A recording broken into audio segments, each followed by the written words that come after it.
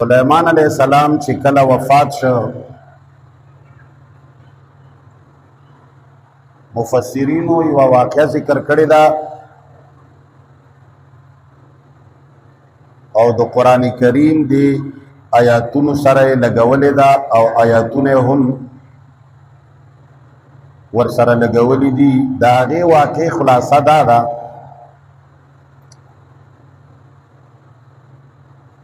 چې سلیمان علیہ السلام سرکشا جنات ورته وایي او کا قبائل ورته وایي،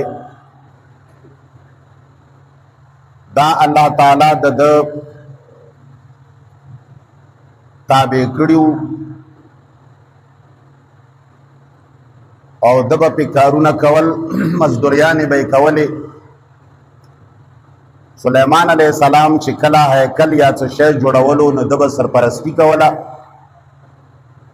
او دا سرکش خلق با کار کول. نو وی چې کله سلیمان علیہ السلام ته مرګ راغی نو وی چې زکا مرشم او دا سرکشا قبائل یا جنات خبر شي نو دا کار به نیمګړی پرېږدي. لہذا مفسرین دا وایي چې هغه د شیشې یوه قبه جوړه کړه او هغې کې امسا یا کوتک باندې ټیک ولګولو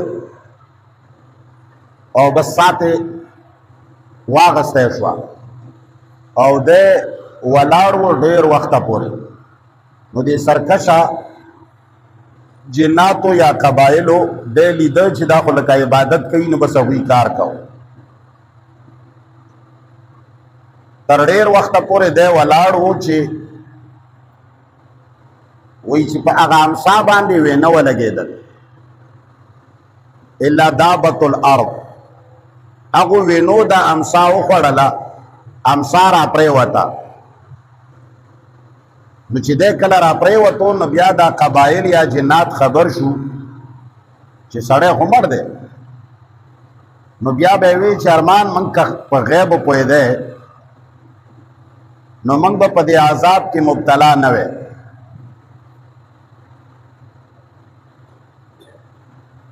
فلما قضینا نو هر کله چې موږ فیصله وکړه علیه په ده باندې الموت د مرګ ما دلهم نو خبر ورنکړو دوی ته علی موته په مرګ د هغه الا دابة الارض مگر یو چینجی د ځمکې تأکل من ساته چې خوړلی همسا د ده. فلما خر نو هر کله چې را پرېوته تبینت الجن نو پوه شول پیریان یا قبایل ان لو کانوا یعلمون الغیب چې که دوی پوهېدلی په پټو په غیبو باندې ما لبثوا فی العذاب نو نه به وو حصار شوي په عذاب کې المهین ذلیلونکي کې. د خلکو دا خیال و چې د سلیمان علیہ السلام بادشاہي ټوله په پیریانو چلیدا او پیریان د غیبو نه خبر دي او د پټو خبرو نه خبر دي.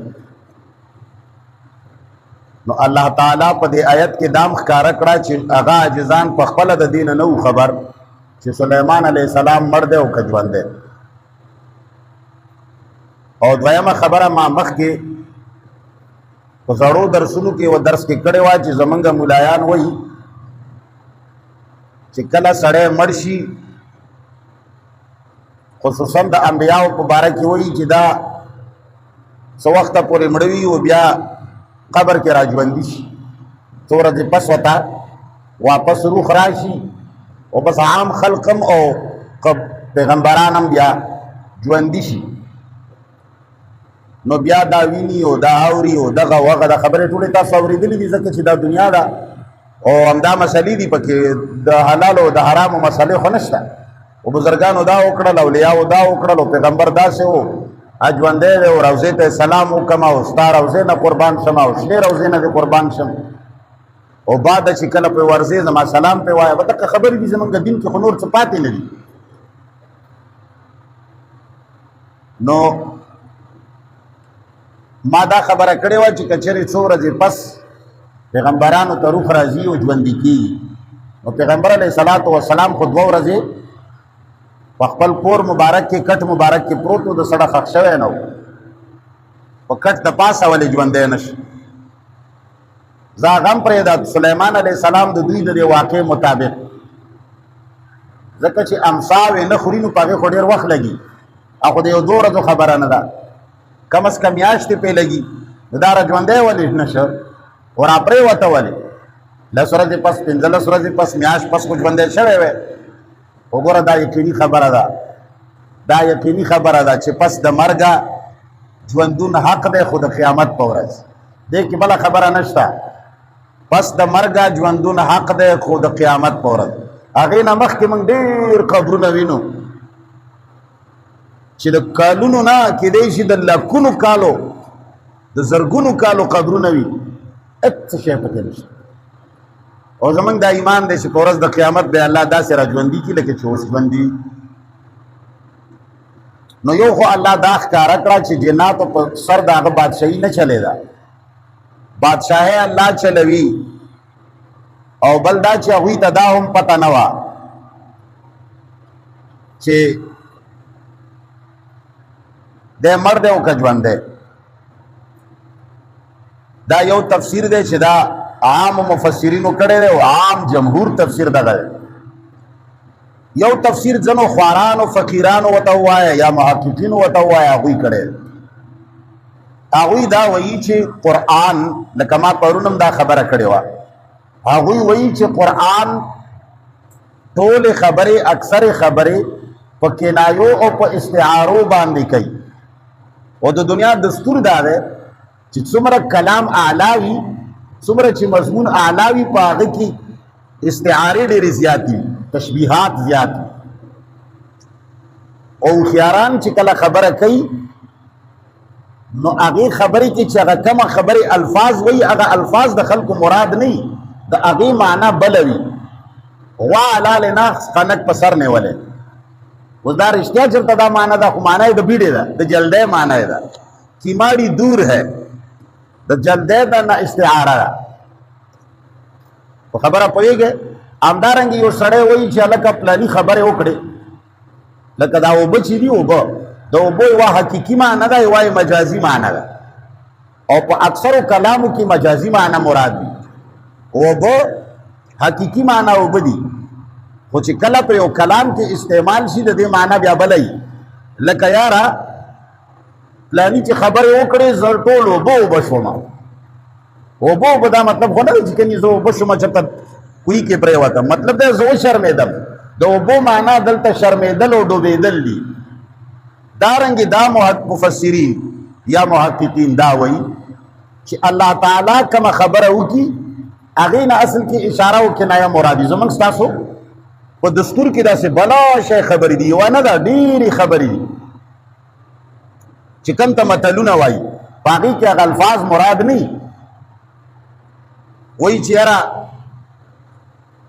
د 4 انو شادو نه وه او د 2 روپو زنجیر یې وړه د دې نه رښتیا شادو مراد نه او نه زنجیر ته نه مراد دي دې نه څه یوې واقع ته اشاره وي نو یاره لوري د مور نه غټه شوه وایي خلک که نه وایي لوري د مور نه غټه شوه زوی د پلار نه مشر شه دې کې اشارې مراد دي نو هغوی دلته وایي چې دلته مراد دا نه دی چې کني د ده مرګ او وینا او د ده امسا هغه وایي چې اول خو سړی مړ شي په ولاړې ودرېدی نه شي ودرېدی شي امسا نه چې ونه ورته ودرېدی نه شي ودرېدی دا به پرېوځي خو دلته خو زمونږ د تفسیر په دنیا کې یوه لویه عجیبه خبره بله ده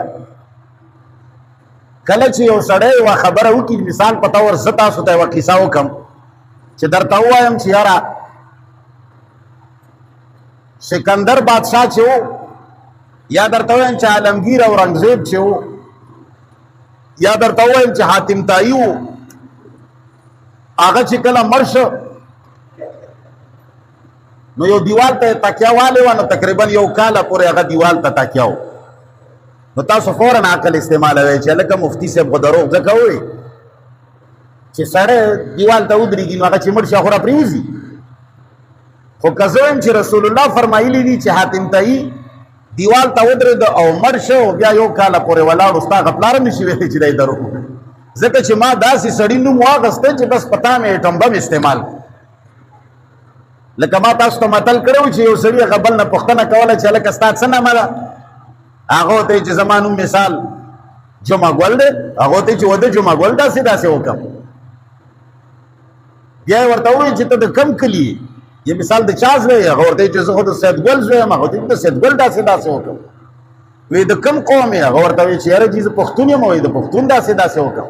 د کم کلي د پلني د هغه داسې وکړم. مړه خو ډېرې کنځلې وکړې. هغه د زړه کې ووایي چې زه به اوس دنه پوښتنه کوم دله به دغه جواب ورستون کړمه. نو دته ته چې کله هغه ښه ډېرې کنځلې وکړي کلي پسې قوم پسې قبیلې پسې نو دته نه تپوس وکړه چې ستا څه نامه ده؟ هغه ورته چې محمد. د زړه کې ووایي چې که اوس محمد نوم پسې کنځلې وکړي هسې نه چې ګناهګار نه شي. دا خو د پیغمبر نامه ده. ورته وایي چې پلار د څه نامه ده؟ هغه ورته چې محمد الله. هغه زړه کې وایي چې دی هم کنځلې نه شي کوی. ورته چې قوم نه څوک یې؟ وایي چې زه خو هاشمي یم د رسول الله خاندان. هغه زړه کې وایي چې دی هم کنځلې نه شي کوی. ورته وایي چې د کم کلي؟ هغه ورته چې زه د مکې مکرمې یم. هغه وایي چې دی ته هم کنځلې نه شي کوی. د مکې ته اوس څنګه کنځلې وکړي؟ قبیله دې چېرته اوسېږي؟ هغه ورته چې مدینې منورې کې. وایي چې دی هم کنځلې نه شي کوی. نو اخر کې ورته وایي چې ته د مکې او مدینې نه لږ را دې خوښه بیا به سره کې ګورو. نو زمونږ مفسرین و چې دنیا کې کم دروغ زده دي هغه په رسول الله صلی الله علیه وسلم باندې ورتړلي.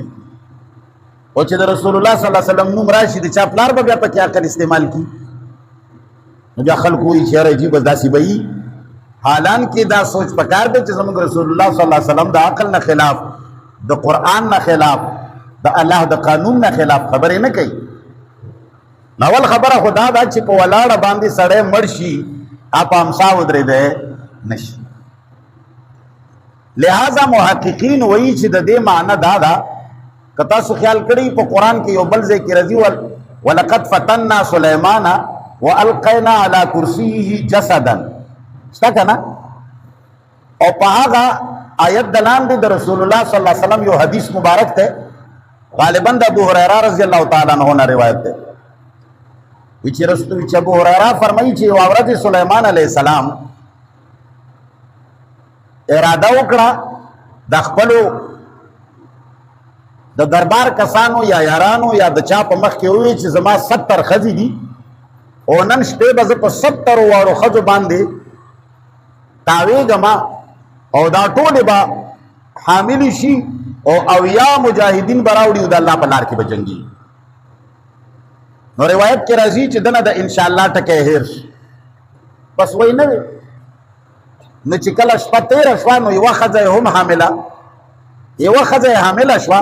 د هغې متعلق هغه روایت کې راځي ولقد فتنا سلیمان والقینا علی کرسیه جسدا. چې یوه ښځه یې حامله شوه هغې داسې څه جوسه غونې راوړه. نو بیا خلق وایي چې هغه که بیا خو کیسې زمونږ مسلمانان ډېرې جوړوي چې سهار دی راغی په کرسۍ باندې ورته ایښې وه چې دا ټوکړه دې شوې ده نورې چې نشته. دا اصل کې داسې نه وه. دې ځای کې محققین وایي چې د دې آیت مطلب دا دی چې کله سلیمان علیه السلام موږ وفات کړ نو د ده مرګ او د ده د زور او د ده د حکومت د طاقت په څه شي باندې ختم شو. د ده خو ډېره کر و فر کې بادشاهي وه، ډېر لوی طاقت و او ډېر قبایل ورسره و او ډېر خلک د ده لاندې و مسخر و او ډېره ټکنالوژۍ مالک و. خو چې کله دا کار وشو نو د ده په اولاد کې صرف یو بچی پیدا شو هغه هم نالایقه و. دا جسد چې ورته وایي ته خیال دې کړی وي یاره پلانی هسې د خټو د بلوکی وی یاره پلانی څه شی دی مړه بس ته شاسې لاش دی د غوښې ټوکړه ده خلک وایي که نه د پلنکي زوی مړه غاسې بوتکی غونې دی. نو د سلیمان علیه السلام د دې وجې نه چې هغه کم بچی پیدا شو هغه نااهله څه شی و ډېر کمزوری نااهله بچی و. نو د ده د وفات نه پس اکثر د پاره خلک د یو غټ سړي د یو مشهور سړي د مرګ اکثر خلک پټوي که نه. ملا عمر امیر المؤمنین رحمه الله ډیر وخت وفات خو د مرګ نه خلک ډیر رستو خبر شو نه ښکارا کوي اکثر خلک و همدارنګه نور داسې مشهور خلک شته چې هغه دی وفات خو اوسه پورې خلک وایي چې هغه ژوندي دي نو وایي چې د سلیمان علیه السلام وفات هم دی خلکو پټ وساتلو دا نه چې د په امسا باندې ولاړ و دی داسې و دی داسې و نه پټ وساتلو یا کټ کې دی یا قبر کې دی یا هر چېرته چې دی خو دوی خبره خو بیا وساتله او زوی چې کم دی والقینا علی کرسیه جسدا په کرسۍ باندې بس هغسې یو جوسه کېناسته زوی کېناسته زوی حکومت کولو نو دا زوی داسې وی چې هغه ځای کې ورته علی کرسیه جسدن ویلی وی دې ځای کې ورته چې الا دابة الارض د خټو یو ګوډاګی و